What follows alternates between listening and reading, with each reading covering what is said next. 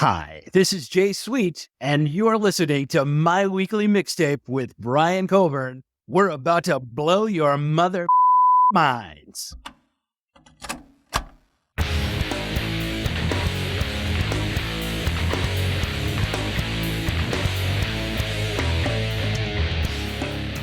Welcome to My Weekly Mixtape, a podcast that takes the classic mixtape approach to building a modern playlist. I'm your host, Brian Colburn. Joining me tonight as guest curator is someone who you might remember from episode 10, the 2000s punk rock episode, as well as the years we hosted Tune Styles podcast together, Mr. Jay Sweet. Jay, welcome back to the show. Hey, Brian, thanks for having me. It's great to be back and have just another great music conversation with you. Yeah, and this one is something that came about organically because about an hour and a half ago, you and I were texting back and forth about our random music nerdery like we tend to do. And we were talking about songs that we wondered if people knew were cover songs or not. Yes, because you blew my mind a few episodes back when I was listening. You mentioned that Hearts Alone is actually a cover, which I had no idea at all. And with that, I said, well, gee, that would make a fantastic episode. And you responded with, why, yes, it would. I said, well, let's take an hour break here, have a bite to eat, put together a bank of songs, and do this. So there has been no social media plug for this episode. There has been no lead up, no build up. This is as organic as it gets. Great. And I'm looking forward to it right off the top of our heads like it used to be. Yes. Well, before we get started, I want to say that this kind of episode, songs that you didn't know were covers, could be a bit of a slippery slope because I know for a fact that listeners of My Weekly Mixtape range from the casual music fan to full-blown music fanatics. So there may be some songs tonight that you and I bring up that, depending on where listeners stand on that spectrum, might not be shocking to you at all, but I want the listeners to know that, at least on my side, my heart is in the right place with songs that I've brought to the table tonight. Yeah, same for me. I don't think that there's anything, I had no idea that some of these were covers to begin with. And I mean, I've got a good, 40 songs at least here. A lot of them, me, very 80s centric. And we can talk about, look, to be perfectly honest, we could talk all day about how the 1950s and 60s, when rock and roll was new, everyone was covering everyone else's songs because there was nothing else to do. So we'll just, how many versions of Rockin' Robin can there be? Right. So Mustang Sally. Right. Well, depending on what cover bands you go see on any given Saturday. Somewhere right now, Mustang Sally is being played. That's right. Well, let's get down to business. Tonight, as I mentioned at the top of the show, Jay and I will be curating a Songs You Didn't Know Were Covers mixtape, and we're going to use that old cassette deck approach. Jay, as my special guest, will begin side A with his first song choice, and then I'll add a song that I feel best follows up that choice. We'll then flip-flop choosing songs until we've mapped out 10 songs for side A. We'll then give our mixtape a proverbial flip, and we'll map out side B, only this time I'll kick things off with Jay choosing second. Our overall goal for the episode is to craft the best Songs You Didn't Know Were Covers mixtape possible through only 20 songs. At the end of the show, you could take our conversation to the next level by visiting the episode page at myweeklymixtape.com to give our final mixtape a listen via the embedded playlist. Finally, if you like what you're hearing on My Weekly Mixtape, you can help me out personally by either telling a friend about the show, leaving a 5-star review wherever you're tuning in, or becoming a Patreon mixtaper at patreon.com/myweeklymixtape. So with that said, Jay, I'm officially pressing the record button on our mixtape, and the floor is yours. What song did you choose to kick off side A? Well, I went back and forth on to a good way to start because there's a lot to choose from. And I could either hit it with my favorites right off the rip, or I could sneak into it. And I think I'm going to go with that route. We're going to ease right on into this with a cover that you probably, again, feel free to judge away, because we talked about when rock and roll was new and different people recorded the same song over and over again. So what I'm going to start off with is Gladys Knight and the Pips, Heard It Through the Grapevine, which was actually also done by Smokey Robinson and the Miracles. They shelved it. This is a great story about this song. They shelved that song, and then Gladys Knight and the Pips released their version of it. And then it was, of course, picked up by Marvin Gaye, and then Creedence Clearwater Revival. So we got a little foreplay going on there. It's a great song. I am personally a huge fan of the Creedence version because I love the swamp rock nature that they brought to it, and the fact that it goes on for 10 minutes but doesn't feel like it does. And that is a true testament to Fogerty and what the three of them brought together musically. But all of the versions of that song are amazing. Even the California Raisins 1980 something version that came out with the commercial. I had almost forgotten about that. The claymation version. There were a lot of kids at our age at that time that were saying, wow, these raisins even have their own song. That's right. But that is a fantastic song, and one that, yes, if you did not know Gladys Knight, you would not know her version was actually a cover, because hers was the first one to actually show up on the scene, even though the song was written and recorded prior to that. That's right. And even more so to the fact that it's Smokey Robinson and the Miracles who had, or at least the Miracles, it was recorded under the Miracles. So it's incredible to think that someone iconic like a Smokey Robinson, like the Miracles, got kind of trumped by Gladys Knight, who's equal iconic in the music genre on that song. Definitely. What I'm going to do now is follow up that vibe that you're talking about, where a song is written and is released by a band, and you think that it's their song, when actually it is a cover. And the song that I'm choosing is going to raise some eyebrows. I think a couple eyebrows, maybe. It was originally written and performed live by Joni Mitchell in 1969. And it appeared on her album Ladies of the Canyon, which came out in April of 1970. Now, the reason that this might raise eyebrows is because 1 month earlier, in March of 1970, Crosby, Stills, Nash & Young released the Deja Vu album. And that album contained the song Woodstock. And Woodstock was originally written and performed by Joni Mitchell, but because of label shenanigans, Crosby, Stills, Nash & Young's came out 1 month earlier, making the original songwriter seem like it's a cover version, which I think is hysterical. And this is 1970. This is pre-internet. This is pre-MTV. This is radio airplay only. We're talking here. Right. Another interesting thing about this song that ties it into I Heard It to the Grapevine is that in 1970, there were 4 versions of this song that were released. The other 2 versions released in that same year, British band Matthews Southern Comfort released a version in July of 1970 after they got a huge reception to a live rendition they performed on the BBC network. So they went and tracked a studio single. And then the Assembled Multitude recorded an instrumental version of the song later in 1970 as one of those, do you know, in like the 70s, they would put out these instrumental versions of the Beatles and all these different albums. This was a bunch of different songs. Sure. Yeah.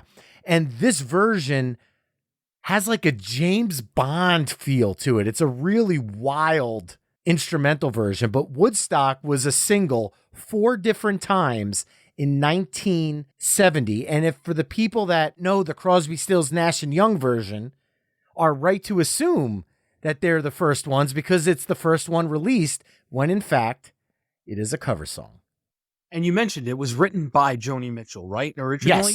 Yes. And they got to the recording first. Again, you mentioned record company shenanigans. That's going to come up a lot in this episode, I think.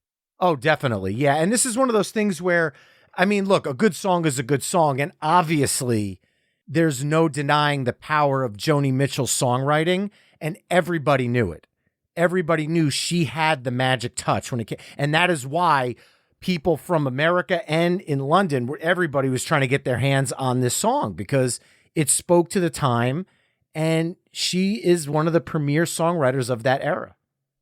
Yes, and iconic. Again, we're going to probably overuse that word like we usually do, but she's an amazing songwriter, and her contribution to the music scene echoes through today, which it's the long-standing stuff that she's done all the way through Big Yellow Taxi with Counting Crows and Vanessa Carlton. Yeah, and a lot of people didn't realize that was a cover either. So. That's but right. That might be one where a lot of the younger people didn't realize it was a cover, whereas our parents at the time immediately said, wait a minute. Yeah, and I think that's gonna be pointed out a lot here. Is some of this stuff is gonna be obvious to people of a different generation than it would be to, say, my kids or exactly. Yes, it's definitely a generational gap here. Whereas certain songs that you and I might know as covers because we were around for the originals, or our parents in this instance of Woodstock, younger people who maybe are hearing it for the first time might have no idea. So I think that's kind of an interesting spin on this as well. Excellent point.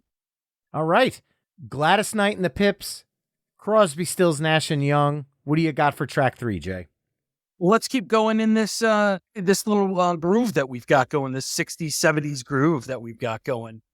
A lot of heavy metal fans will recognize this next song by Judas Priest. Diamonds and Rust was originally written by Joan Baez, and it was a song actually about her relationship with Bob Dylan. It's a great song, and Judas Priest has several because you scooped me on the band. I had the Green Manalishi on my list, which was originally recorded by Fleetwood Mac, but a lot of people knew the Judas Priest version was kind of their introduction to it. And then there are other versions of Judas Priest songs where it's a little more obvious, like their cover of Johnny Be Good. Right. And this one, I mean, how would you not know? You listen to a song like that, Diamonds and Rust, and you're like, oh, yeah, this is definitely some British metal, British steel. Here we go. And that came out of the straight out of the 60s with Joan Baez. All right. Now, coming out of Judas Priest, now I kind of want to lean into that hard rock side you're going with here. And I think I'm going to go with one that might be a little bit obvious for this episode, but I'll be perfectly honest, I didn't know this as a kid when I was rocking out to Quiet Riot in the early 80s. I had no idea that Come On Feel the Noise was originally recorded by Slade in 1973 as a non-album single. So following up Judas Priest, Diamonds and Rust, I am going with Quiet Riot's Come On Feel the Noise.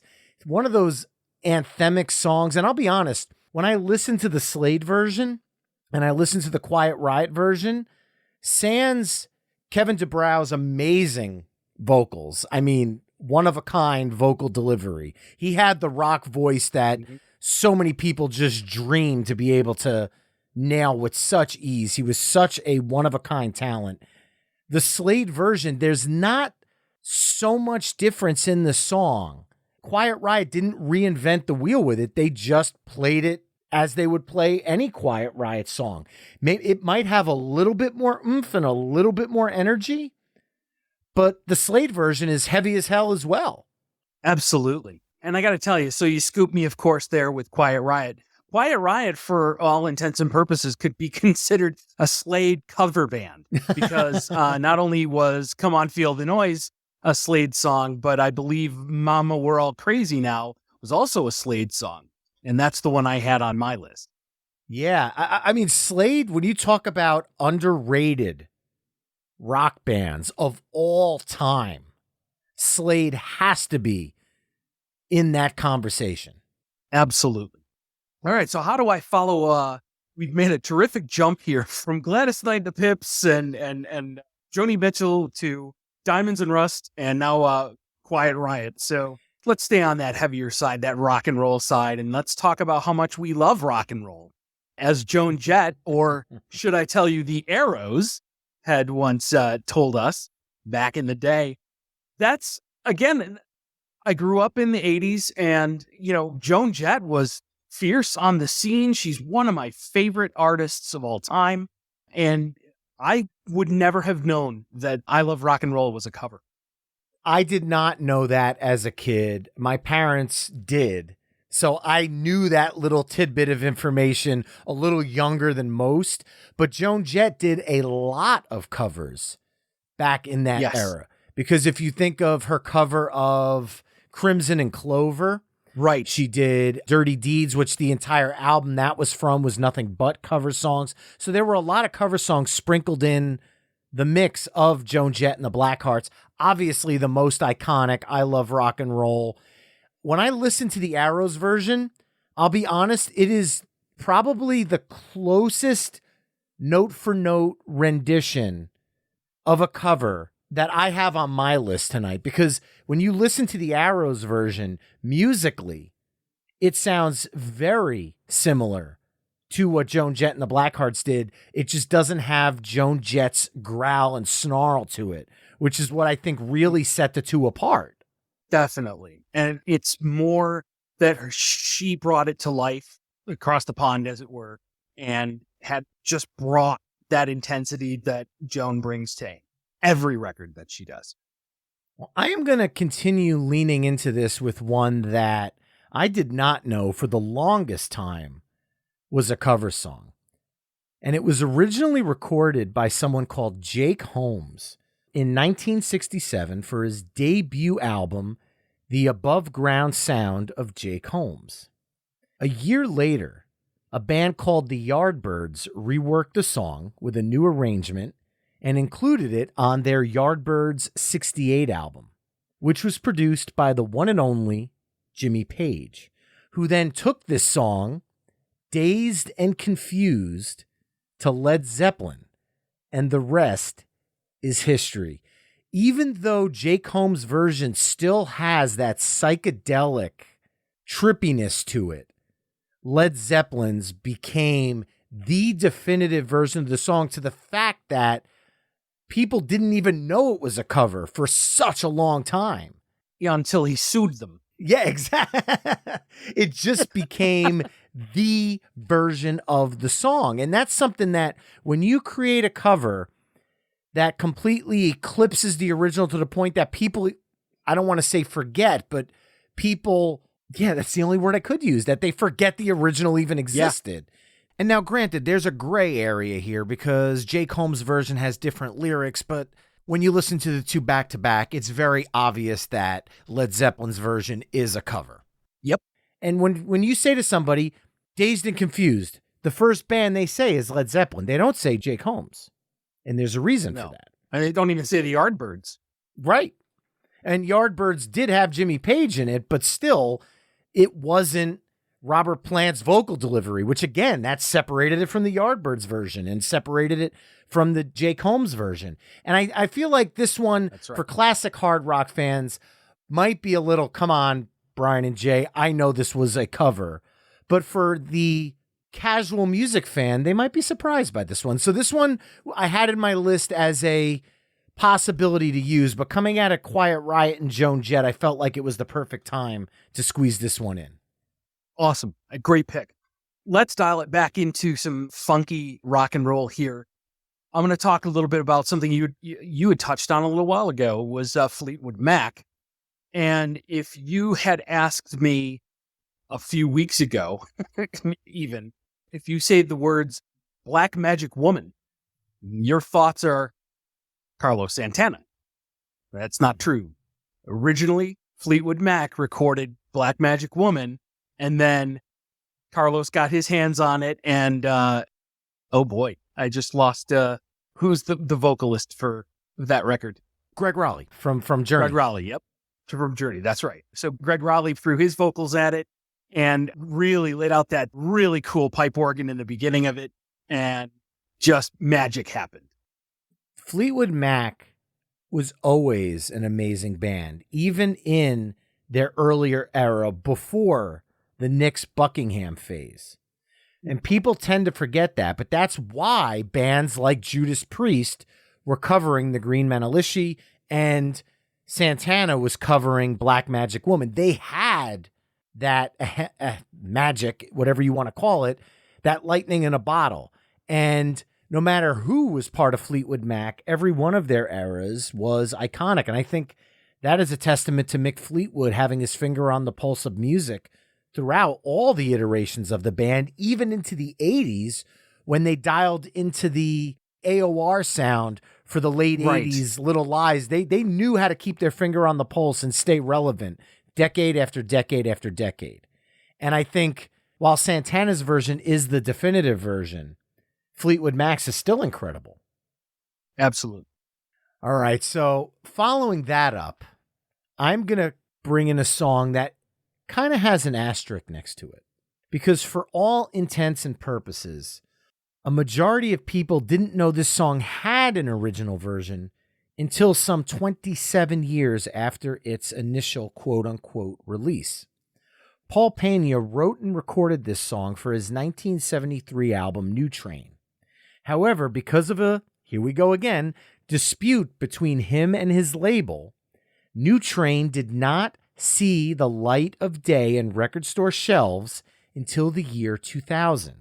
However, through New Train's producer, Steve Miller heard the song and recorded it in 1975 during his Fly Like an Eagle album sessions and eventually released it on his 1977 album, Book of Dreams. And that song is Jet Airliner.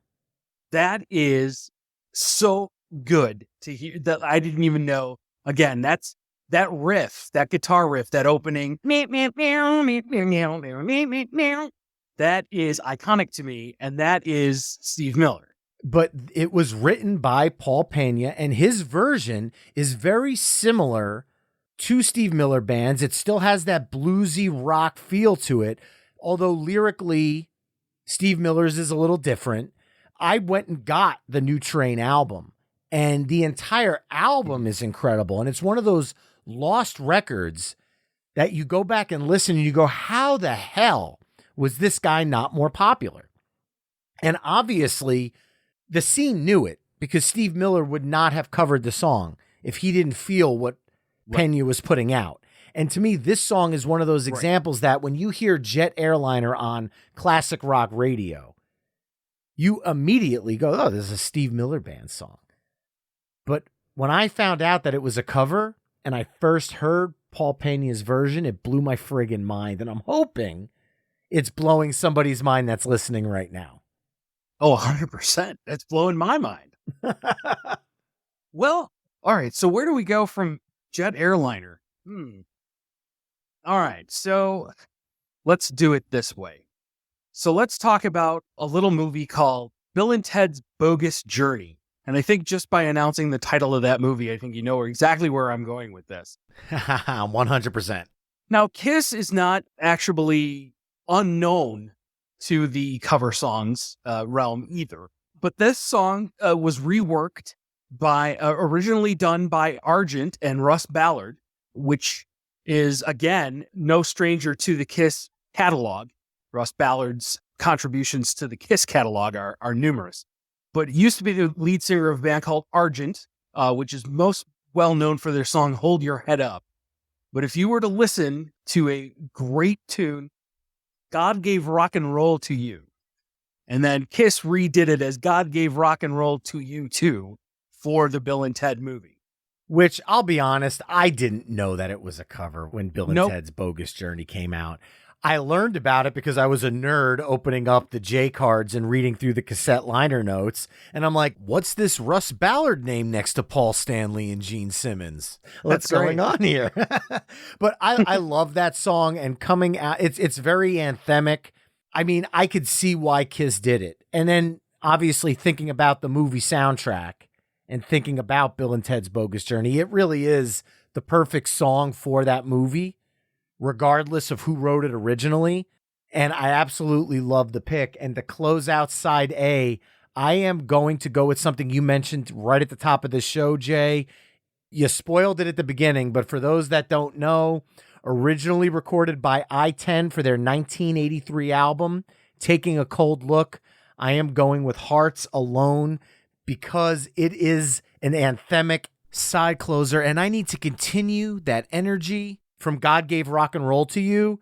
And how else can you do that besides Ann effin' Wilson and her amazing vocals? There is no other way. And that's a great way to close out this tape for sure. Now, that song was also a double cover because after I-10's version, it was also recorded prior to Heart by actress Valerie Stevenson and actor John Stamos. Yes, Uncle Jesse from Full House. For the CBS show Dreams, and there is a YouTube video that I am going to embed on this page on myweeklymixtape.com so you could see John Stamos and Valerie Stevenson doing their take on, yes, I'm just going to say it, Heart's song Alone, because right. Heart made it their song. It is I-10. Look, I love I-10 for writing it. I thank them for it. But it's Heart's song. It's forever Heart's song to me. They could never have brought I spoke of the energy and the intensity that, that artists bring to these covers. And you cannot match what Ann Wilson brings to the table in any capacity. I mean, to the point where we've discussed on several occasions, the tribute to Led Zeppelin with Robert Plant and Jimmy Page in the audience doing Stairway to Heaven with an orchestra and a choir behind her. It is just mind-blowing. And it's just, you know what? That could have been a Heart song. What do I know? She's amazing. I will say this. I truly, in my heart of hearts, think that version of Stairway to Heaven is in my top 3 greatest cover songs of all time.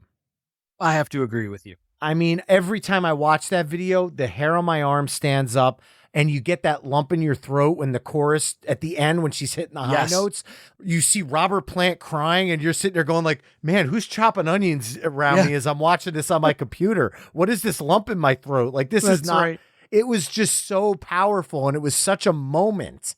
And I'm not a huge live performance, like, recorded live album. Like I'm a studio versions guy. But that version is absolute perfection, period. End of story. And end of side 1. There you go. And there you have it, folks. Side A of our Songs You Didn't Know Were Cover Songs mixtape, which kicked off with Gladys Knight and the Pips. I Heard It Through the Grapevine, originally by Smokey Robinson and the Miracles. Crosby, Stills, Nash & Young's Woodstock, originally by Joni Mitchell. Judas Priest's Diamonds and Rust, originally by Joan Baez. Quiet Riot's Come On Feel the Noise, originally by Slade. Joan Jett and the Blackhearts' I Love Rock and Roll, originally by The Arrows. Led Zeppelin's Dazed and Confused, originally by Jake Holmes. Santana's Black Magic Woman, originally by Fleetwood Mac. Steve Miller Band's Jet Airliner, originally by Paul Pena. Kiss's God Gave Rock and Roll to You Too, originally by Argent. And Hearts Alone, originally by I-10. Head over to myweeklymixtape.com to hear all of the songs we've discussed through the embedded playlist. And that includes both the cover songs and the original versions that you may have not known were original versions. Now, Jay, before we flip this proverbial mixtape over to side B, do you think we've left some jaws on the ground with this first batch of 10 songs? Maybe a couple. Like I said, it's going to be generational. It's going to be, my parents were young, wouldn't have necessarily known that Dazed and Confused. I don't even think that my dad knows Dazed and Confused is. He's, big band musician and was very much into jazz and big band swing. So not very much of a rock and roll fan, but my mom was into all the country music and everything else. She was the pop side of things for me. So, yeah, but your parents, to your point, your parents knew that some of these songs were covers and then pointed that out to you like the Arrows. So it's anybody's guess at this point. Judge away if you must, but some of those caught me off guard. And I know that when we get into side 2, I'm sure there'll be more that you're going to say, how did you not know that that was a cover? In fact, we can lead into that right now. When I was listening to your interview with Billy Gibson talking about Huey Lewis in the News, Do You Believe in Love was a cover. And that is my all-time favorite Huey Lewis in the News song, because it's a Huey Lewis in the News song. You had no idea about the original, huh? Not a clue.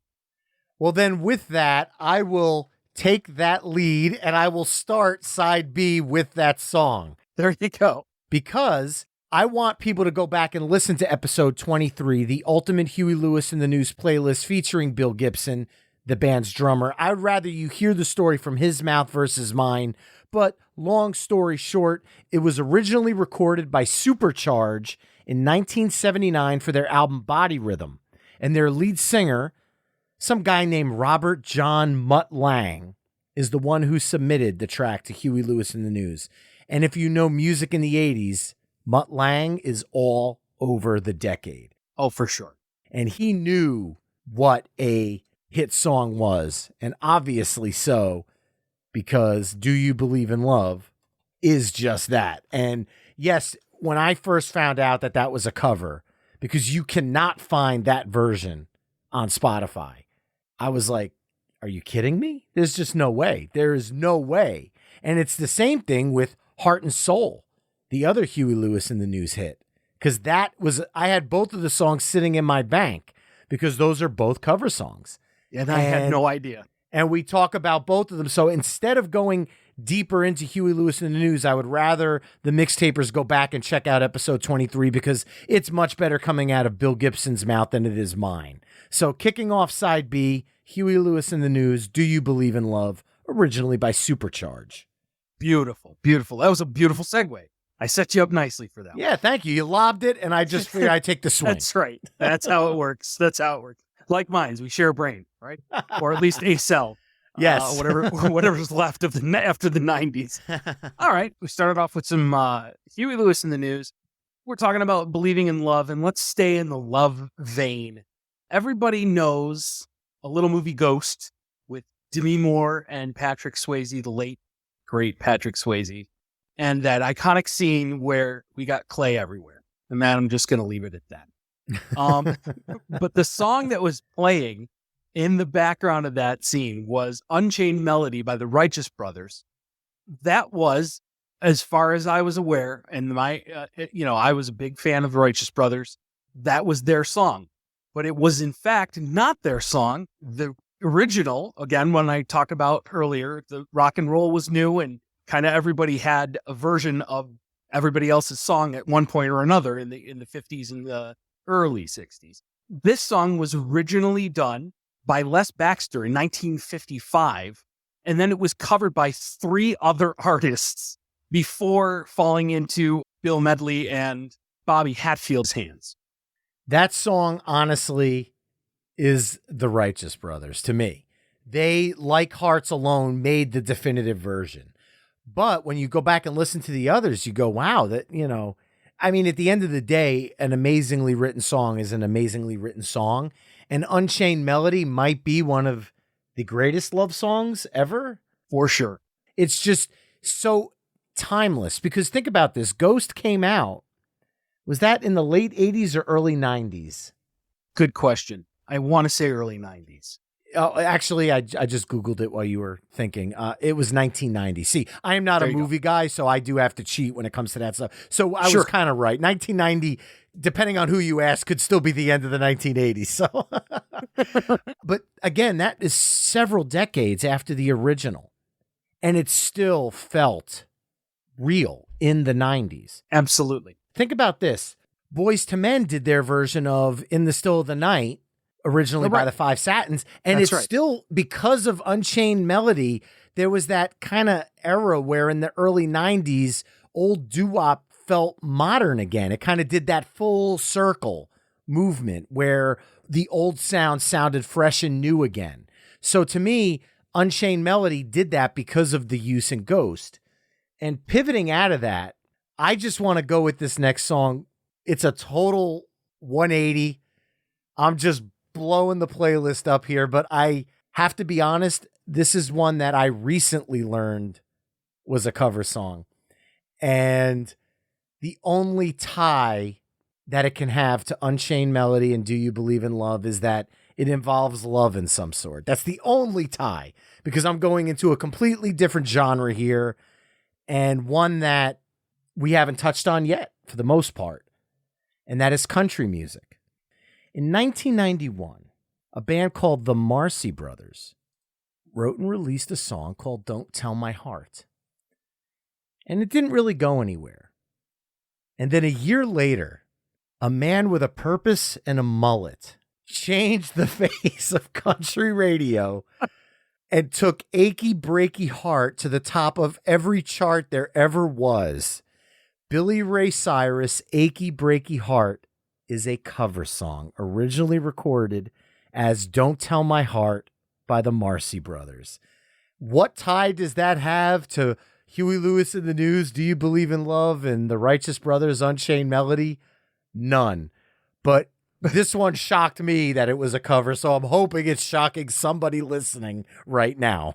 Well, I got to tell you, I worked in country radio right around the time that that song was climbing its way up the charts. And so I knew that one was a cover, but I had never heard the original. So all I knew, because country music and I don't get along very well. I don't think there's any other way to put that. We're not friends. But I did a quick stint, for those of you who knew me and from way back, know that I worked in country radio at Country 108 in Syracuse, New York, right around the time when Garth Brooks blew up, and Martina McBride and Faith Hill, and Billy Ray Cyrus was another one of those artists. And I'll tell you what, I kind of dog on country music, but there are a few songs out that have been released that are out there that I'm like, you know what, that is a good song. And I'm sorry, a good song is a good song. We've said it all since our Tune Styles days. Words by Heart is probably one of those, oh yeah, just take you back to high school. And yeah, I remember I found the letter that you wrote me that broke my heart. Like, and you slipped it in my Letterman's jacket. You know, okay.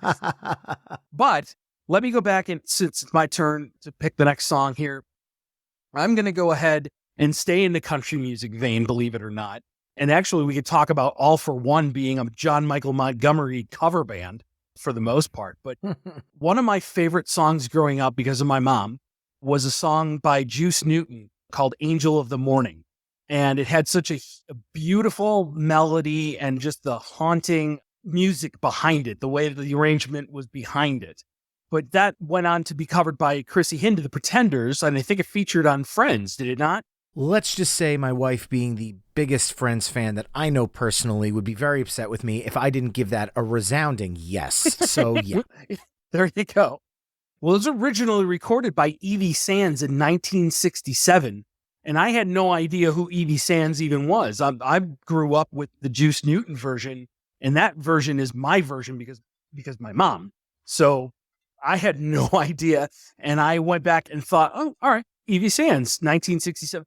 And it is a beautiful, it's still just, it's a gorgeous song. It's one of my favorite songs. And then obviously you have to fast forward a few years, because Shaggy had Angel, which lifted that same melody. That's right. For his reggae version. That song, again, just kept coming back and back. That's and back. right. Why?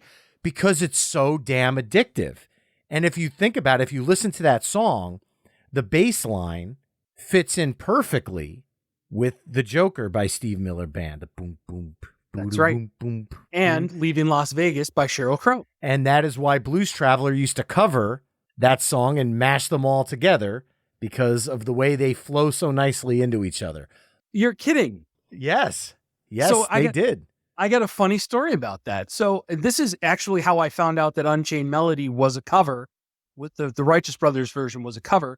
I was working with a band called Street Corner, fronted by the amazing Jimmy Mitchell in Syracuse, New York, and just a 5-piece a cappella doo-wop group.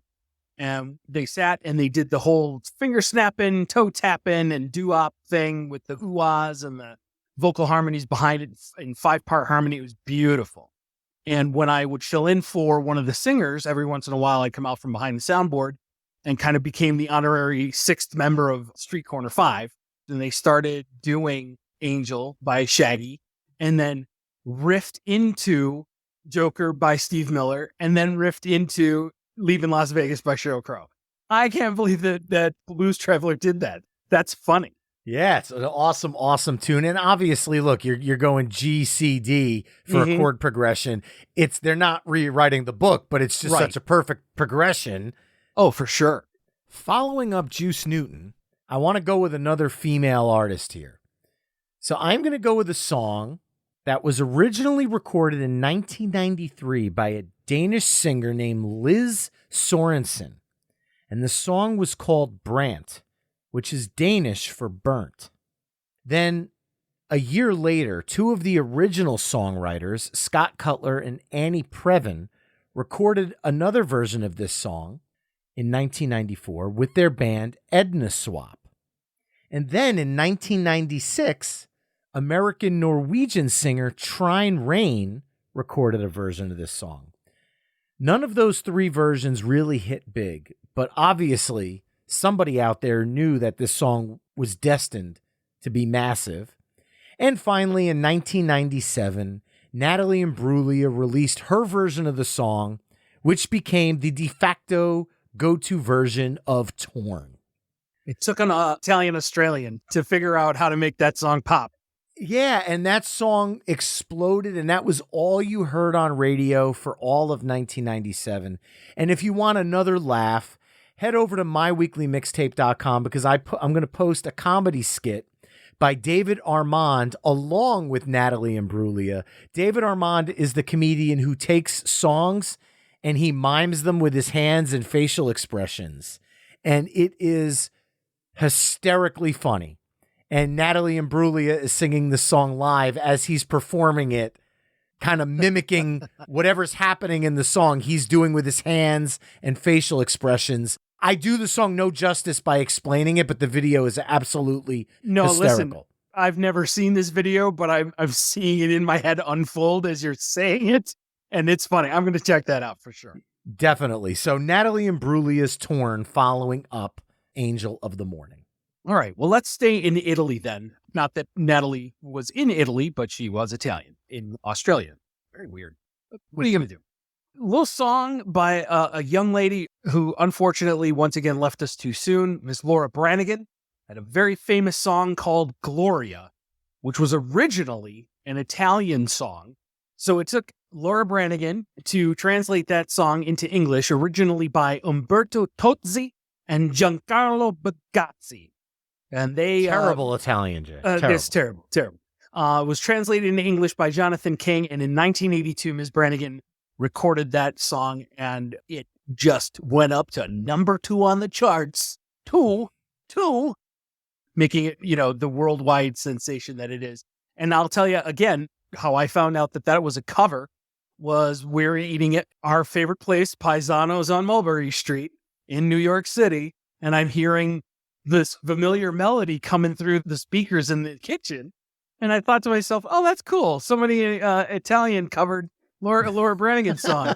And no, I had it the other way around. So very, very cool. Very interesting. And the original, if you don't speak Italian, the original has a poetry to it that a lot of the Romance language kind of contains that doesn't necessarily translate when you translate it to an English language or a Germanic language like English, but it flows so beautifully in the native tongue. All right. Well, coming out of Laura Branigan, I'm going to stay in the 80s, I think, and go with another massive, massive hit.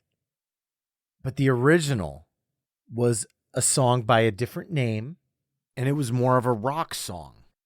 The original song was called Kitty, and the band was called Racy, and they recorded the song for their 1979 album Smash and Grab. However, it took Tony Basil adding in the "Oh Mickey, You're So Fine" chants and changing the name of the song to Mickey to make it the worldwide smash that it is. Tony Basil's Mickey is a cover song.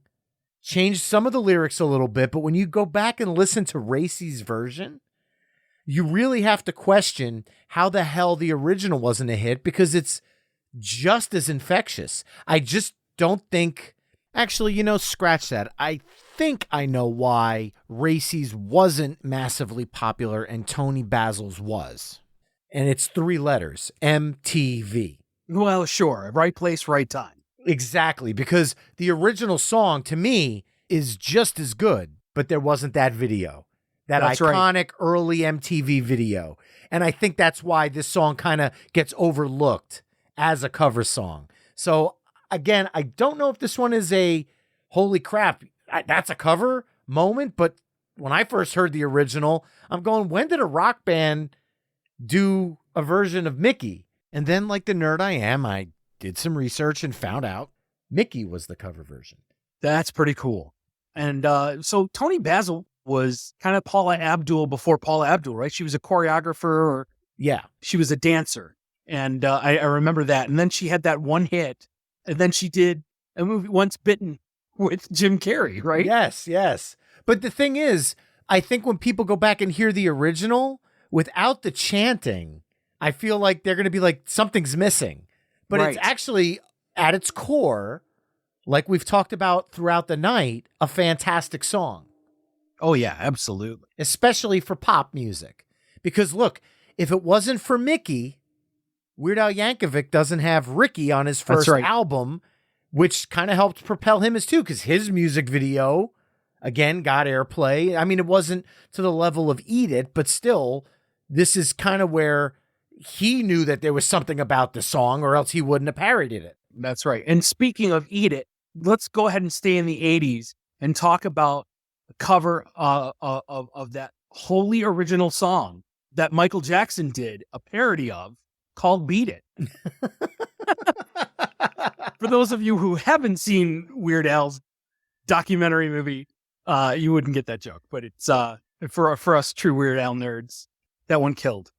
Yeah, go watch Weird. It was nominated, rightly so, So for many awards, deservingly so. Daniel Radcliffe is amazing. Rainn Wilson as Dr. Demento.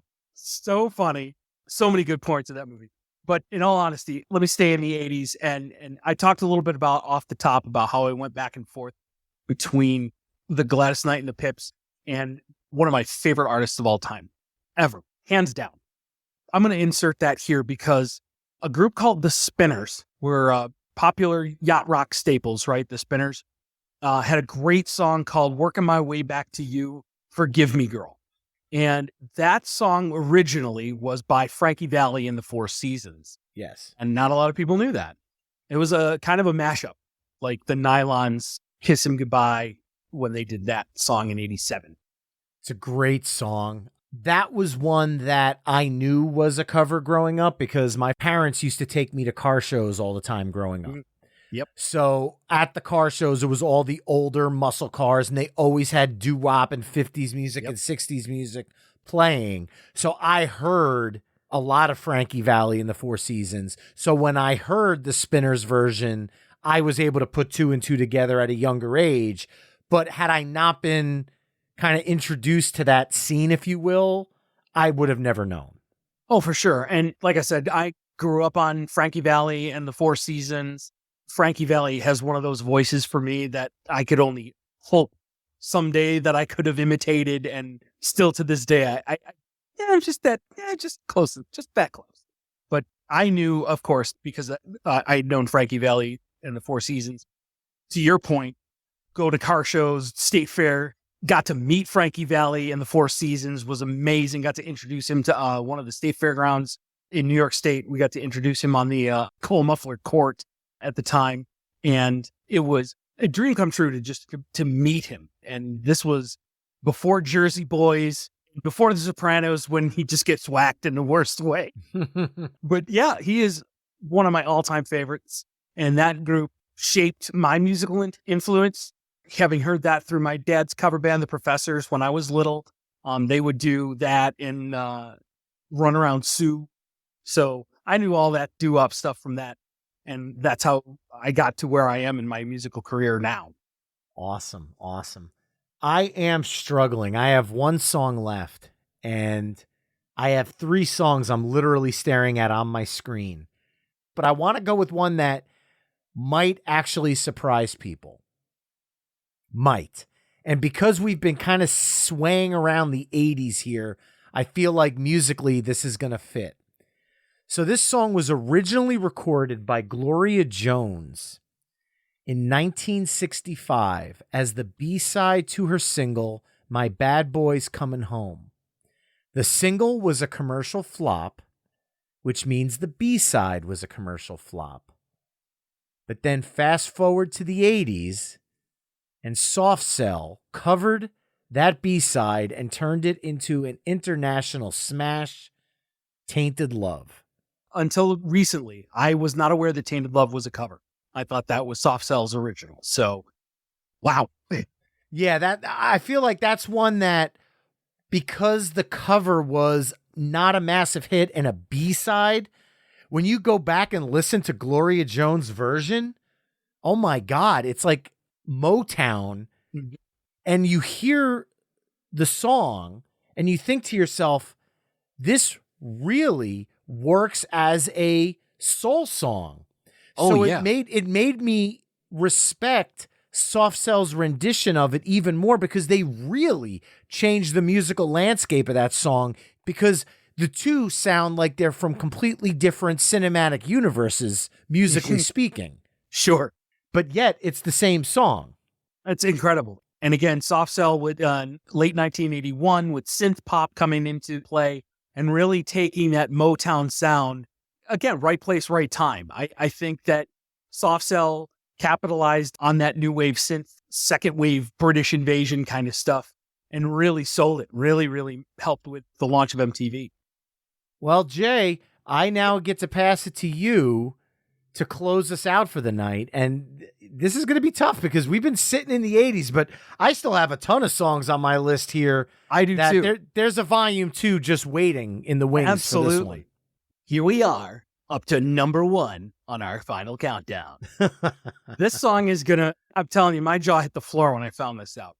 The Greatest Love of All by Whitney Houston, covered by Mr. Randy Watson and Sessa Topley, was actually a cover of a George Benson song.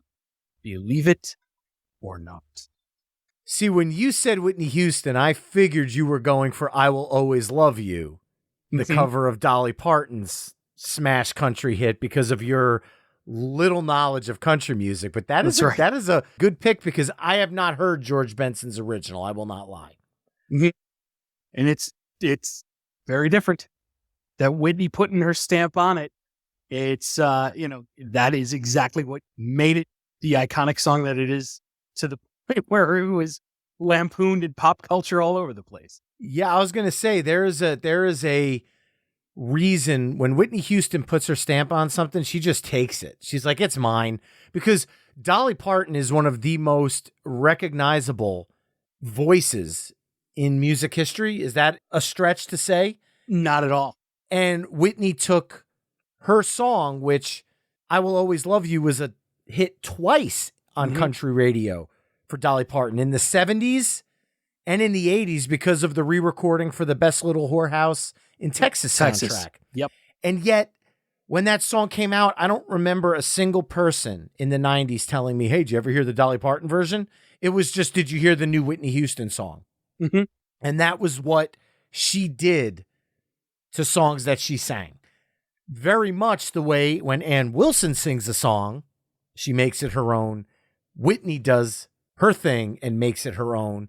So I think a perfect bookend to close out side 2 of the ultimate Songs You Did Not Know Were Covers playlist, which kicked off with Huey Lewis in the News, Do You Believe in Love, originally by Supercharge. The Righteous Brothers, Unchained Melody, originally by Les Baxter. Billy Ray Cyrus, Achy Breaky Heart, originally by the Marcy Brothers. Juice Newton, Angel of the Morning, originally by Evie Sands. Natalie Imbruglia is Torn, originally by the songwriters in Edna Swap. Laura Branigan's Gloria, originally by Giancarlo Bagazzi and Umberto Tozzi. Tony Basil's Mickey, originally by Racy. The Spinners' Working My Way Back to You, originally by Frankie Valli and the Four Seasons. Soft Cell's Tainted Love, originally by Gloria Jones. And Whitney Houston's The Greatest Love of All, originally by George Benson. Remember to head to myweeklymixtape.com to hear all the songs we've discussed in this mix through the embedded playlist. And that includes both the cover songs and the original versions that you may have not known were original versions. Jay Sweet, as always, this has been a blast. Thank you for joining me on the show, and I'm looking forward to our next episode together. Thanks for having me back, Brian. Remember, you can find My Weekly Mixtape on almost all of the social media haunts at My Weekly Mixtape. You can also head to myweeklymixtape.com to check out the full catalog of My Weekly Mixtape episodes. Finally, if you like what you're hearing on the show, you can help me out by either telling a friend about the show, leaving the show a 5-star review wherever you're tuning in, or becoming a Patreon mixtaper at patreon.com/myweeklymixtape. That's all for this week. Thanks again for listening. And until next time, enjoy the tunes.